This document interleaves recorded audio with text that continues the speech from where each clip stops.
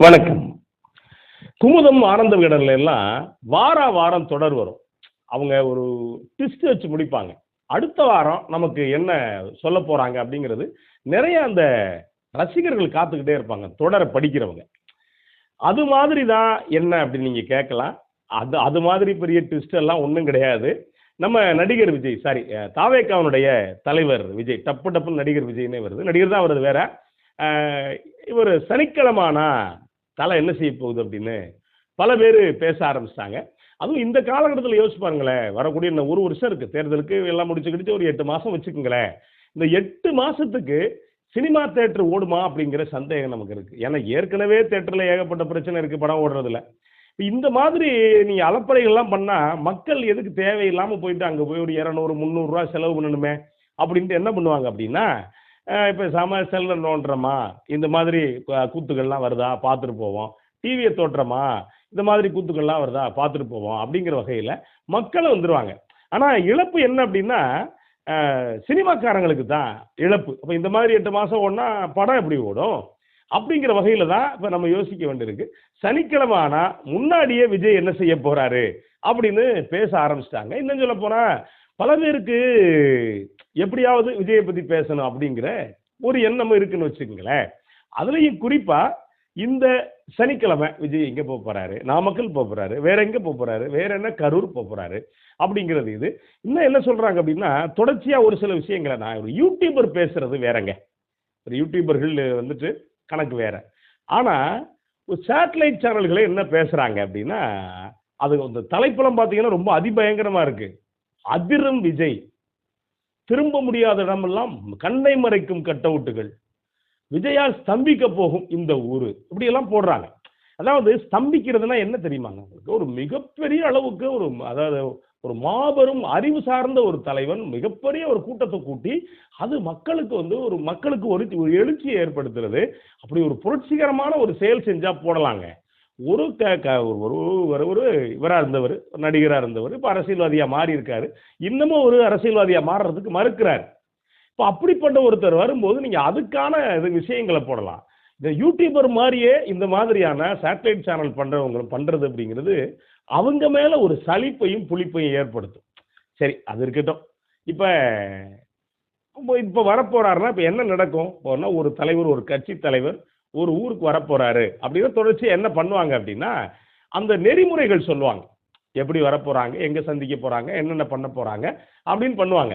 ஆனா அந்த பாஜக சரி பாஜகனே வருது பார்த்தீங்களா? ஏன்னா அவருக்கு இப்படி போடுறதுனால அப்படி வருது. இவரு தாவேகாவினுடைய தலைவர் விஜய் குறித்து அவரு புஷி அவர் ஒரு வழிகாட்டு நெறிமுறைகள் கொடுத்திருக்காரு. என்னங்க வழிகாட்டு நெறிமுறைகள் அப்படின்னா, ரொம்ப தெளிவா கொடுத்திருக்காரு. வழக்கமா செய்யறது தான். எப்பா ஏய் மரத்துல யாரும் ஏறாத, அப்புறம் கரண்ட் கம்பத்துல தொங்காத, வீட்டு கூரையில ஏறாத, இதெல்லாம் ரொம்ப முக்கியப்பா தம்பி அப்படின்னு சொல்லிட்டு கொடுத்திருக்காரு.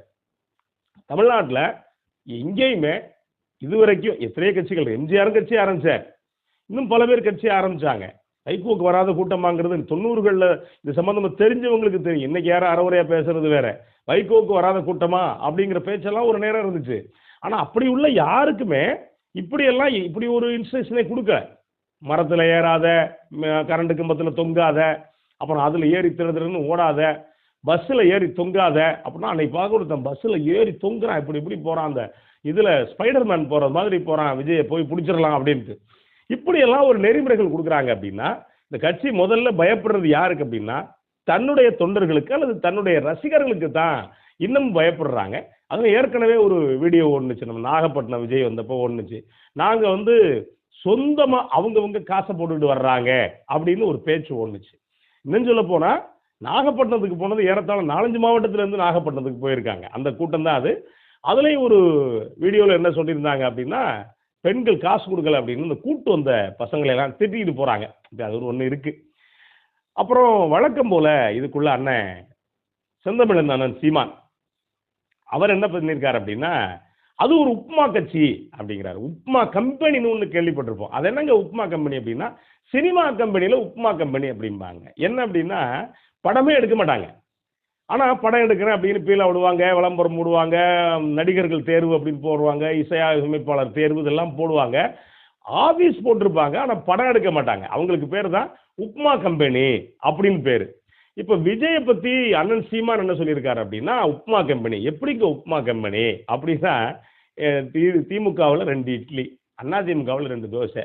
எல்லாத்தையும் பிச்சு போட்டு, அது ஒரு உப்மா பண்ணி வச்சிருக்கேன். உனக்கு என்ன கொள்கை இருக்கு? அப்படின்னு கேட்டிருக்காரு.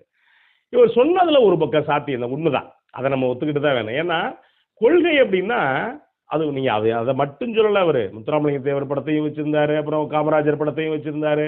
அஞ்சலை அம்மாள் படத்தையும் வச்சிருந்தாரு. அவர் எல்லா படத்தையும் வச்சுட்டாரு. அவர் வைக்காத படம் அப்படின்னு பாஜக தலைவர்கள், கம்யூனிஸ்ட் தலைவர்கள் இந்த 2 அமைப்புடைய தலைவர்கள் படத்தை மட்டும் தான் விஜய் வைக்கல. ஆனா ஒரு நேரத்துல நம்ம சீமான் பேசுறதுல ஒரு பக்கம் நியாயம் இருக்கு. இன்னொரு பக்கம் நியாயம் இல்ல அப்படின்னு தான் சொல்ல முடியும். சீமான் பேசுறதுல என்ன அப்படின்னா, இவரு உனக்கு என்ன கொள்கை இருக்கு அப்படின்னு கேட்கிறார். உண்மைதான். ஒரு கொள்கை அப்படிங்கிறது சீமான் மாதிரியான ஆட்களோ, இல்ல விஜய் மாதிரியான ஆட்களோ வகுக்க முடியாது. அதுக்கு அறிவார்ந்த தலைவர்கள் தேவை. அது யார வேணாலும் எடுத்துக்கங்களேன். இப்ப பெரியார் என்ன பண்ணார் அப்படின்னா, ஒரு சார்வாகம் அப்படிங்கிற ஒரு இந்தியாவுக்குள்ள ஒரு அமைப்பு இருந்துச்சு. சார்வாகம் அப்படிங்கிறது அன்னைக்கு இருந்த ஒரு சித்தாந்தம். அது வந்து கடவுள் மறுப்பு. அந்த கடவுள் மறுப்புக்கு இந்தியாவுக்குள்ள ஒரு மதம் இருந்துச்சு. அப்ப அப்படி இருந்த ஒரு மதத்தை பின்பற்றி பெரியார் சார்வாகம் அப்படிங்கிற ஒரு தத்துவத்தை பின்பற்றி கடவுள் மறுப்பு அப்படின்னு கொண்டு வந்தார். அந்த கடவுள் மறுப்புக்கு அந்த காலகட்டத்தில் இருந்த பிராமணர்களுடைய பிரச்சனையை ஒட்டி அதை திராவிட அமைப்பு, திராவிட கட்சி அப்படின்னு சொல்லி மாத்தினாரு. அதை வந்து திராவிட சித்தாந்தம் அப்படின்னு சொல்லி சொன்னார். சரி, அம்பேத்கர் என்ன செஞ்சார் அப்படின்னா, அம்பேத்கர் செஞ்சது அது ஒரு தலித்தியம், பெண்கள், அதாவது ஒரு இன விடுதலை தான். எதுவும் பெரியார் சொன்னது ஒரு இன விடுதலை அப்படின்னா, அம்பேத்கர் சொன்னது ஒரு இன விடுதலை. அடுக்கப்பட்ட மூட்டைகள், அடிமூட்டைகளா இருக்கக்கூடிய ஒடுக்கப்பட்ட மக்களுக்கு இருக்கக்கூடிய பிரச்சனை குறித்து அம்பேத்கர் பேசினார். வானலாவா எல்லாத்தையுமே பேசியிருக்காங்க. கூடுதலா தலைவர்கள் பேசுறது அவங்க தலித்தியம் குறித்து அவர் பேசுறாரு. உலக அளவுல இன்னைக்கும் போற்றப்படக்கூடியது மார்க்சியம். மார்க்சியம் அப்படிங்கிறது தெரியும். ஏன்னா பொருளாதார விடுதலை அடைஞ்சா எல்லா மக்களுக்கும் சமமான வாய்ப்புகள் கிடைக்கும் அப்படிங்கிறது காரல் மார்க்ஸ் ஒரு தத்துவம். அதுக்குள்ள பாத்தீங்கன்னா நீங்க தலித்தியமும் அடங்கும், பெரியாரியமும் அடங்கும். இல்ல மற்றபடி நீங்க எந்த ஒரு இது சொன்னாலும், எந்த ஒரு முற்போக்கான ஒரு கோட்பாடும் மார்க்சியத்துக்குள்ள அல்லது பொதுவுடைமை சித்தாந்தத்துக்குள்ள அடங்கக்கூடியது. அது இல்லாம இந்தியாவுக்குள்ளே கிட்டத்தட்ட ஒரு 15-20 சித்தாந்தங்கள் இருந்துச்சு. இந்த சித்தாந்தங்கள் எல்லாமே என்னவா இருந்துச்சு அப்படின்னா, அது முழுக்க முழுக்க கடவுளை ஒட்டி பல சித்தாந்தங்கள் இருந்துச்சுன்னு வச்சுக்கங்களேன். இது நம்ம ஓரளவு நம்ம அண்ணன் சீமான் கூட கேள்விப்பட்டிருப்பார். விஜய்க்கு இதெல்லாம் கேள்விப்படுறதுக்கான எந்த வாய்ப்பும் கிடையாது. ஏன்னா விஜயுடைய பேச்சு அந்த 5 நிமிஷம் 10 நிமிஷம் விஜய் பேசுறது குறித்து பார்க்குறப்ப, விஜய் ஒரு அறிவார்ந்தவர், விஜய் வந்து ஓரளவு நிறைய படிச்சிருக்காரு அப்படிங்கிறது நம்புறதுக்கான எந்தவித சாட்சிகளும் விஜய் வைக்கல. நம்ம வேற யாரையும் சொல்லலை. ஒருத்தருடைய பேச்சை பார்க்கும்போதே அவங்க என்ன படிச்சிருக்காங்க, என்ன ஆழ்ந்து யோசிக்கிறாங்க அப்படின்னு நமக்கு தெரியும். விஜய் கிட்ட ஆழ்ந்து யோசிக்கிறதுக்கு ஒன்றும் இருக்கா அப்படின்னா ஒன்றுமே கிடையாது. ஏன்னா அடிப்படையா இருக்கக்கூடிய அலையாத்துக்காடுகள் நமக்கே வருது பார்த்தீங்களா, மண்ணரிப்பையே சொல்ல தெரியாத ஒரு நபராக தான் விஜய் இருக்கார் அப்படிங்கிறது தான் யதார்த்தமான விஷயம். இன்னைக்கு கூகுளில் தட்டினீங்கனாலே அவ்வளோ விஷயங்கள் இருக்கு. ஜிபிடி அவ்வளோ விஷயங்களை செஞ்சு கொடுத்துட போகுது. ஆனால் இதையும் தாண்டி எந்தவித விஷயமும் இல்லாமல் மேடையில் வந்துட்டு யாரோ எழுதி கொடுக்குறத சொந்த விதமான இது யோசிக்காம விஜய் வாசிக்கிறார் அப்படிங்கிறப்ப, விஜய்க்கு போயிட்டு விஜய்க்கு ஒரு கொள்கை இருக்குமா அப்படின்னு கேட்கறதெல்லாம் வந்துட்டு சீமானுக்கு சின்ன பிள்ளைத்தனமானது. அதே நேரத்தில் சீமான் இன்னொரு விஷயம் பேசுறப்ப இந்த சனிக்கிழமை குறித்து பேசுறப்ப 2 சனியன் அப்படின்னார். திமுக ஒரு சனியன், அதிமுக ஒரு சனியன் அப்படின்னு சொன்னார். நீங்க எந்த கட்சி வந்தாலுங்க, திமுகவே இருக்கட்டும், அதிமுகவே இருக்கட்டும், எந்த கட்சி வந்தாலும் ஊழல் அப்படிங்கிறது பொதுவாகவே இதை சொன்னா இதை நீங்க ஒன்னதான் சொல்லலாம் 2 கட்சிக்குள்ளே. வேற எந்த 2 கட்சிக்குள்ளேயும் எவ்வளவு விஷயங்கள் 1977க்கு பிறகு இன்னைக்கு கவனிச்சு பார்த்தீங்கன்னா தமிழ்நாடு எவ்வளவு வளர்ந்துருக்கு அப்படிங்கிறது சீமானுக்கு ஒன்றும் தெரியாத விஷயம்லாம் கிடையாது. ஆனால் ஒரு மாபெரும் தலைவர்களை அண்ணாவையோ கலைஞரையோ ஜெயலலிதாவையோ சனியன் அப்படின்னு சொல்றது இருக்குல்ல, அது வந்துட்டு ஒரு கட்சி தலைவருக்கு அழகில். அவங்களுடைய குறைகள் நீங்க சுட்டி காட்டலாம். அவங்க இது செஞ்சாங்க, இது விட்டுட்டாங்க, இல்ல இது பண்ணாங்க, அது பண்ணாங்க அப்படின்னு நீங்க சுட்டி காட்டலாம். அது ஒன்றும் தப்பு இல்லை. ஒரு கட்சி தலைவனா இருந்துகிட்டு அந்த தலைவர்களையோ அந்த கட்சியை போய் சனியன் அப்படின்னு சொல்றது இல்ல. இதெல்லாம் சனியன் அப்படின்னா அப்புறம் அதுக்கு பேர் என்ன? சீமான் இது வரைக்கும் என்ன பண்ணியிருக்காரு மக்களுக்காக? இப்ப இந்த மாதிரி விஷயங்கள்லாம் கேட்க வேண்டியிருக்கு. சீமானை பொறுத்த வரைக்கும் என்ன அப்படின்னா, விஜய் வந்துட்டதுனால நம்ம இடம் பறிபோகுமா அப்படிங்கிற கோபத்துல பேசுறாரு. அவரு விஜயை குறித்து பேசலாம். அது அவங்களுக்குள்ள அண்ணன் தம்பி சண்டை, நம்ம அப்படி கேட்க வேண்டியது இல்லை. ஆனால் ஒரு பெரிய தலைவர்களை குறித்து பேசுகிறப்ப நாவடக்கம் ரொம்ப முக்கியம். நாவடக்கம்னா சீமான்ட்ட என்னன்னு கேட்கணும். இதுதான் யதார்த்தமான விஷயம். மற்றபடி என்ன அப்படின்னா, ஊருக்குள்ள ஒரு விஷயம் சொல்லுவாங்க. சந்திரனை பார்த்து ஏதோ குலைச்சிச்சு அப்படின்னா, அது சந்திரன் மேல படாது. யாரு சொல்றாங்களோ அவங்க மேல தான் படும் அப்படின்னு மக்கள் சொல்லுவாங்க. அதுதான் பெரிய தலைவர்களை குறித்து நம்ம விமர்சனம் பண்றது தப்பு இல்ல. அதே நேரத்துல அத ரொம்ப மோசமா விமர்சனம் பண்றது, அது யாருக்கு கேடா முடியும்?